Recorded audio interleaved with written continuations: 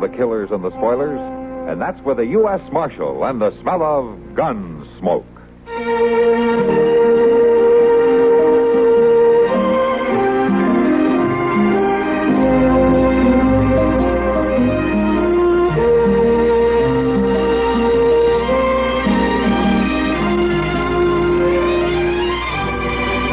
Gunsmoke, starring William Conrad. The story of the violence that moved west with young America. And the story of a man who moved with it. I'm that man. Matt Dillon, United States Marshal. The first man they look for and the last they want to meet. It's a chancy job, and it makes a man watchful. And a little lonely.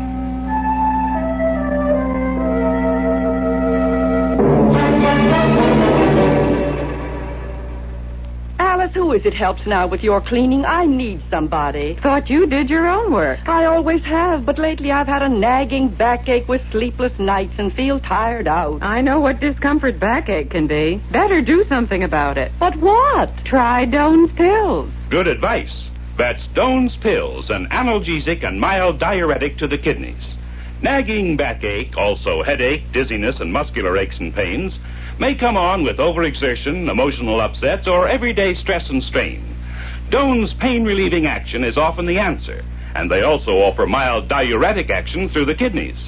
So if nagging backache is making you feel worn out, tired, and miserable, with restless, sleepless nights, don't wait. Try Doane's Pills, used successfully by millions for over 60 years. See if they don't bring you the same welcome relief.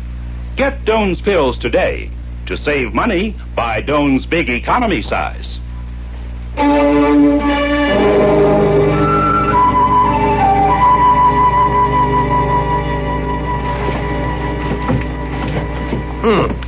I sure can't find your order, Miss Kitty. Well, don't worry about it, Mr. Jonas. I saw Edna getting the things together, but what she did with them... Mr. Jonas, I don't mind waiting. Well, it bothers me. Now, she should stay here till 5 o'clock, but no, every afternoon come 4:30, she has to run off to the boarding house, change her clothes, comb her hair, and freshen up, as she keeps saying. Well, if she's not a good worker, why do you keep her on? No, I didn't say that. She's a fine worker. As a matter of fact, I'd hate to lose her. Lose her?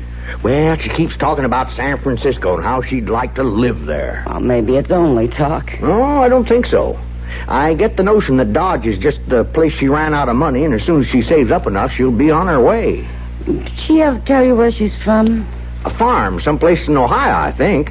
You know, one day we got to talking about hogs and milk cows, and she let it slip. Almost bit her tongue off after she said it. You think she's ashamed of being raised on a farm? No, it ain't that. A funny thing, it's more like she was scared, like she had to keep it a secret. I'm back, Mr. Jonas. I'll just tidy up the counter. Oh, Miss Kitty. Hello, Edna. My, you look pretty. Well, thank you. Miss Kitty's waiting for her order, Edna. Oh, I've got it all wrapped and setting on the counter here. That was very thoughtful. Well, I knew you'd be in, so I told Mr. Jonas rather than have you wait, I'd get it ready and he could give it to you. Here you are. Thank you. Edna, it's almost 5 o'clock. Are you ready to... afternoon, Miss Kitty. Hello, Chester. I'm all ready, Mr. Proudfoot. You have to forgive the way I look, but I have been working all day, and a person does get a little wilted. Yes, ma'am. Well, shall we go? See you in the morning, Mr. Jonas. All right, Edna. Nice seeing you, Miss Kitty. Nice seeing you. And you too, Chester. Yes, it was. Very nice. Mr. Jonas, I think you're wrong. Oh? About what? San Francisco. I think Dodge City is as far west as Edna plans to get.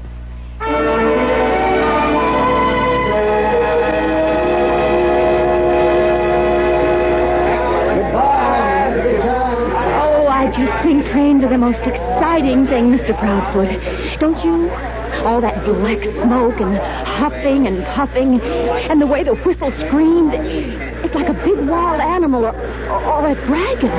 Well, no, I never quite thought of it that way, but with all the suit Mr. and all. Proudfoot, would you mind if I just held on to your arm till it leaves? No, ma'am. Not if you're really scared. Oh, my, but you're strong. Well, Oh, and you must be very brave, too, working with Marshal Dillon the way you do. Fighting Indians. Well, we don't fight so many Indians anymore. Mostly we just Capturing kind of... rustlers and horse thieves and train robbers. Well, every once in a while we... I'll bet you've saved his life lots of times. Oh, Mr. Boone has a way of looking after his saddle. Oh, there she goes. Hey, Margin, you know, it is pretty exciting at that. Oh, it certainly is. Here's the Marshal's Mail, Chester. Oh, thank you, Charlie. I was just coming in to get it. You think you and your pretty little helper here can carry all that by yourselves? Oh, sure, Charlie. This little bit ain't so much to get. Oh. Oh, Charlie sure is a josher. I'll bet there are real important things in those letters. Oh, once in a while he is. Don't seem to be much today, though. Just 3 wanted circulars. And... Could I see one of them? Well, I guess there ain't no harm. They're going to be posted anyway. Yeah. Texas Sam. Oh, what a mean, terrible-looking person. Well, that ain't a very good likeness of him. Oh, don't show me the others. I don't want to know about such people. Well, all right. But you asked... But I would like to see those envelopes. Well, now, Miss Edna, the U.S. mail is sort of sacred-like. Oh, Chester, just let me look. My... The Department of the Interior in Washington, D.C., and the U.S. Marshal's Office in St. Louis. Oh, my. All that important mail. It is a responsibility, isn't it? Well, yes, ma'am, it is. And I think I better walk you on home now so as I can take the mail over at the office. Oh, all right. Mr. Dillon likes to look at it before he goes out to supper. Chester? Yes, ma'am? This boardwalk's terribly rough. Would you mind if I took your arm?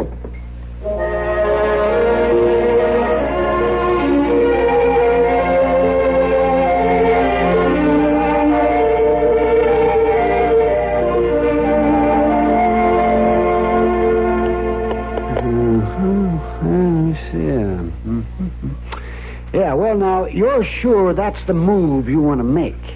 Yeah, I guess so. Yeah, that makes 3 games in a row, and I suppose I should feel flush with victory, but I find absolutely no satisfaction in beating a half-hearted opponent. What are you talking about? Come on, Matt, out with it. Well, you'll know sooner or later anyway. It's Chester. Chester? Has he been up to see you? No, why? Is he sick? Well, something's wrong with him. Well, what are his symptoms? What does he do? Nothing. Well, then what makes you think that... Well, those are his symptoms, Doc. He doesn't do anything. When he's here, he walks around with a blank expression. He doesn't hear anything I say. This place hasn't been swept up in a week.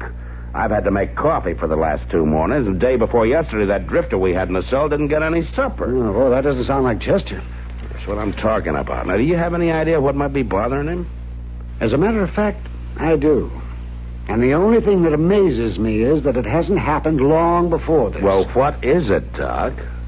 Chester is a victim of your ingratitude. What? Oh, now, Doc. I know, it may sound silly, but it's a fact. Look, Doc. Now, wait. You asked my opinion, and I'm going to give it to you. I've seen cases like this before. A man goes on year after year doing his job, and then suddenly one day he asks himself, why? Oh, sure, he gets paid for it, but he has to feel that what he's doing is important, that the person he works for appreciates his efforts. If he is not appreciated, all the spunk goes out of him, and he begins to think maybe he should find something else to do. You mean Chester's thinking about quitting? I wouldn't be a bit surprised. So tell me, Matt, when was the last time you said something nice to me? Something nice? Look, I can't run this office like a Sunday school, Doc, if I have to pat Chester on the head every time he does. All right. You asked me and I told you. But you just go on like you have been. No word of thanks or no praise. Barking orders. Expecting things to be done day after day. Well, maybe. You certainly wouldn't want to lose a man like Chester. Because of your own stubbornness. Well, No, I wouldn't, Doc. Okay, I'll do something about it.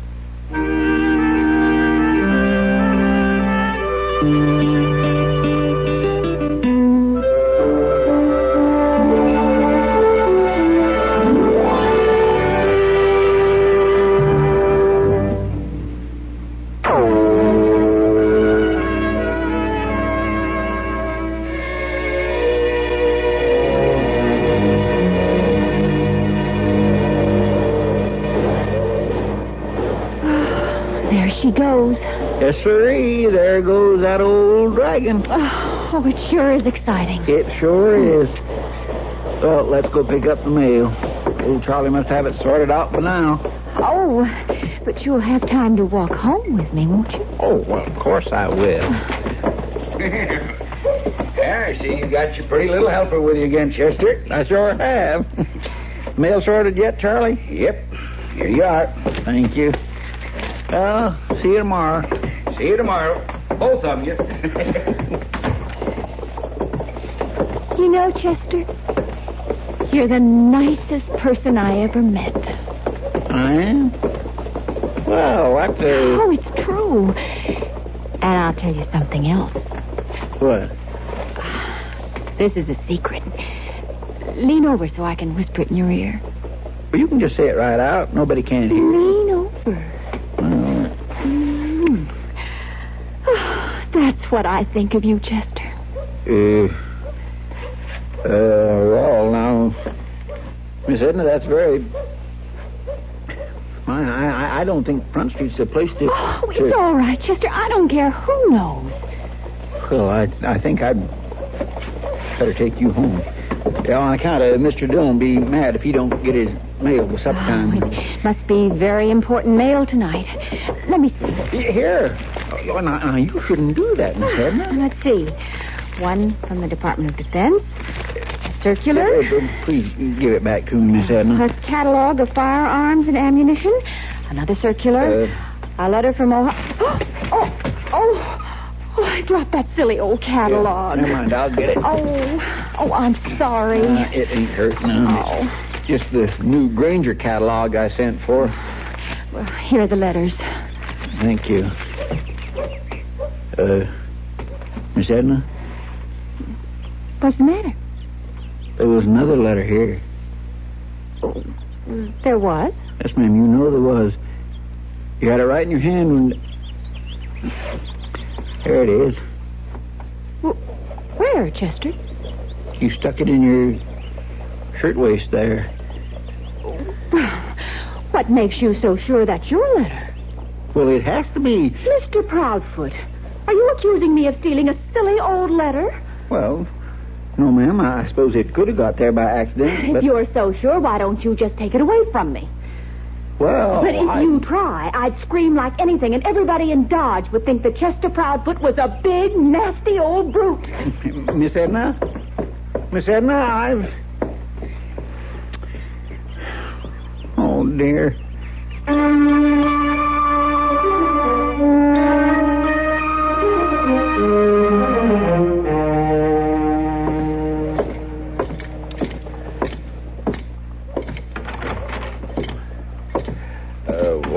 Good morning, Chester. Oh, morning, Mr. Dillon. Sorry I didn't get your breakfast this morning. Well, every man has a right to sleep late now and then, hasn't he? I think it's kind of good to eat breakfast out once in a while anyway.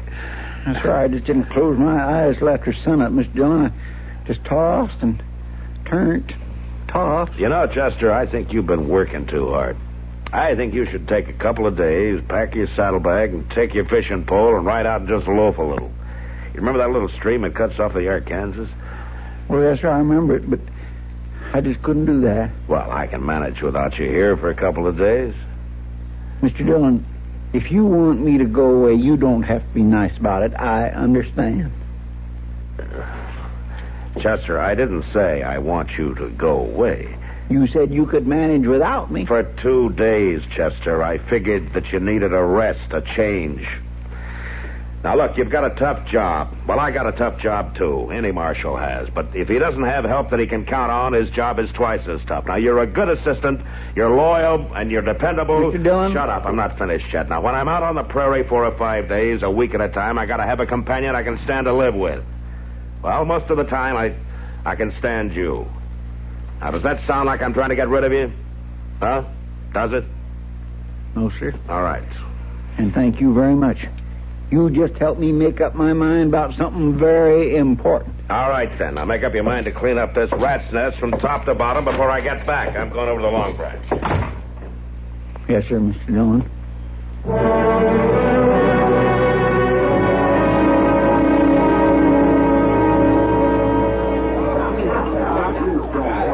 I don't know, Kitty. I guess I was pretty hard on him, but maybe it helped. Anyway, sweet-talking him seemed to make him feel worse. And that was Doc's idea, huh? Yeah. He figured Chester needed some encouragement. And what did you figure?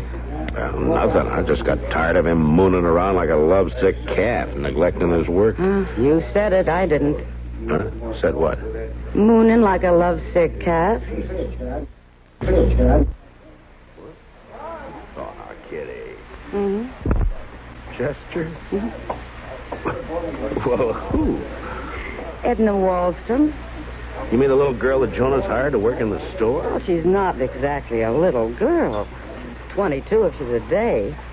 And she set her cap for Chester. What, Kitty? Chester isn't the kind to go chasing after girls. I said she set her cap for him. Well, what do you know? Speak of the devil. Mr. Dillon? Well, Chester. Miss Wallstrom? Marshal? I think you know Miss Kitty Russell, don't you? Oh, yes, I do. Good evening, Miss Kitty. Well, won't you sit down? Thank you. Mr. Dillon? Yeah? Miss Wallstrom's got something to tell you. All right. I'm under arrest, Marshal. What? Chester arrested me for tampering with the U.S. mail. Now, you didn't open the letter, Miss Edna, so that just makes it interfering instead of tampering. Well, that's still a pretty serious charge, Miss Wallstrom. Well, I know, Marshal. Chester said he liked me very much, but if he didn't arrest me, he'd be even guiltier than I am, because it wouldn't be loyal to you. And that a marshal has to be able to trust his assistant in everything. Well, who was this letter addressed to? To you, Marshal. Here it is. It's from Mr. Gruber, back on a farm near Akron, Ohio. And it's all a lie. Well, if you haven't opened it, how do you know it's a lie? Well, see, Mr. Dunn, this Mr. Gruber wrote to Miss Edna about a week ago and told her what he was going to do if she didn't take the next train back to Ohio. Well, let's find out. If only you would have told me about this, Miss Edna, instead of just trying to steal the letter. But I just didn't know what to do, Chester. I thought if the marshal didn't know about it, old Mr. Gruber would leave me alone. I know, but now... Miss Wallstrom, did you steal $200 from this Mr. Gruber? No, sir, Marshal, I didn't. He gave it to me. It was a loan. But he says here that you signed a confession. He told me I was signing a note. You're telling me the truth now, huh? Yes, sir, I am. And we'll find out who's lying tomorrow. What do you mean, Mr. Dillon? Gruber's getting into Dodge at 10 tomorrow morning.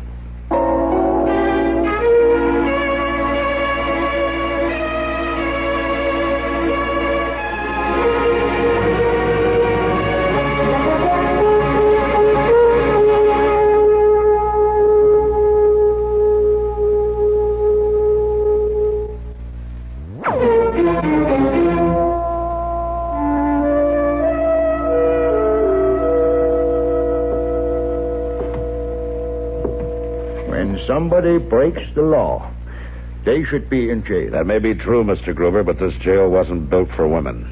And I'm still not sure that the law was broken. You got my letter? I sent you her confession. I know, and if you'd filed a complaint back in Ohio, I can hold her here in Dodge until they can send somebody to take her back. But I am already here. I will take her back. Mr. Gruber, the law just doesn't work that way. Here's the telegraph, Mr. Dillon. From the Akron police. You read it, Chester? Yes, sir, I did. Now, you read it, Marshal. Complaint against Edna Wallstrom, filed here by Hans Gruber, January 10, charge theft. presently in your city. Please apprehend and hold for extradition. So now I want her arrested. She's not no criminal, Mr. Dillon. Oh, you think not? No, I don't. She's a fine person. And if she done something wrong, she must have had real good reason. Chester. Well, I'm sorry, Mr. Dillon, but I'm real upset. Now look here, young fellow. Look here.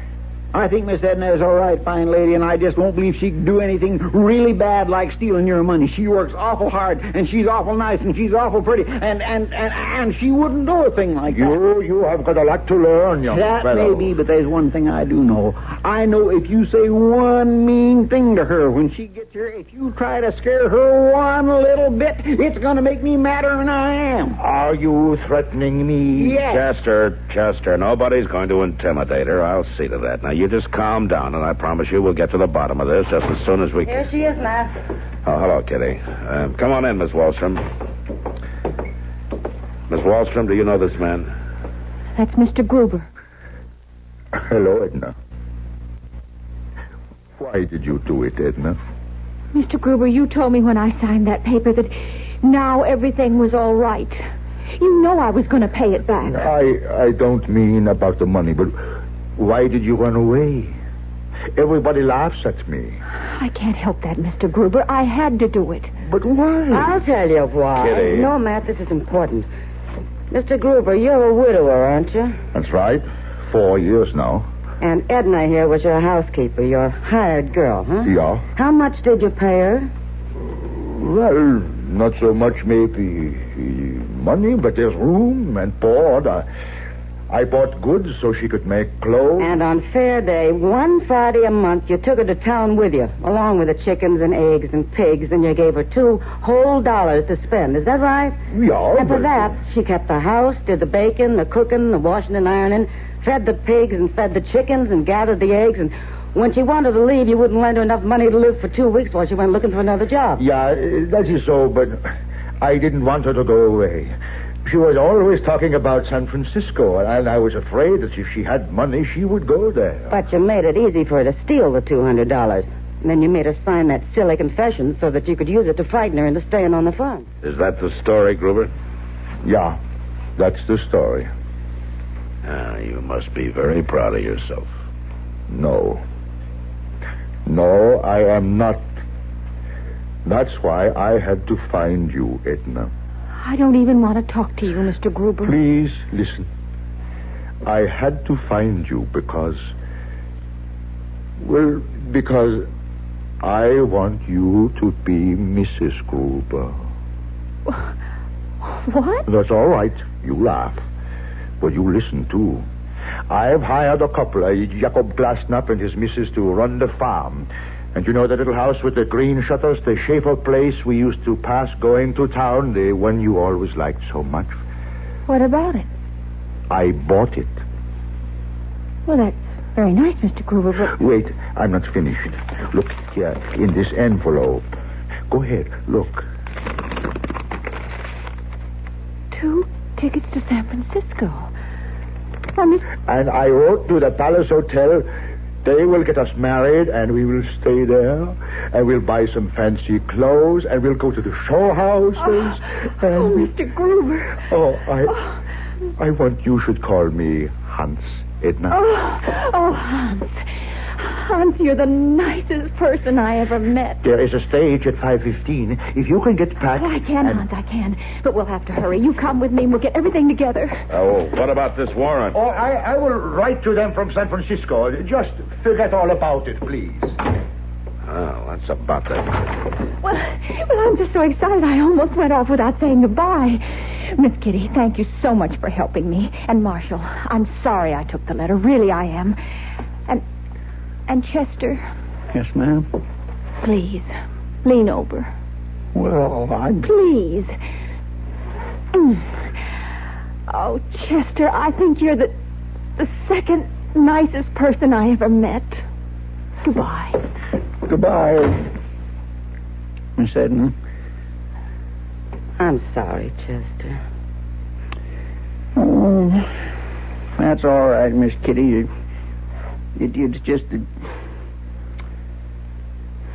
Mr. Dillon, some people sure is hard to figure out. Chester, if by some people you mean women, they certainly are.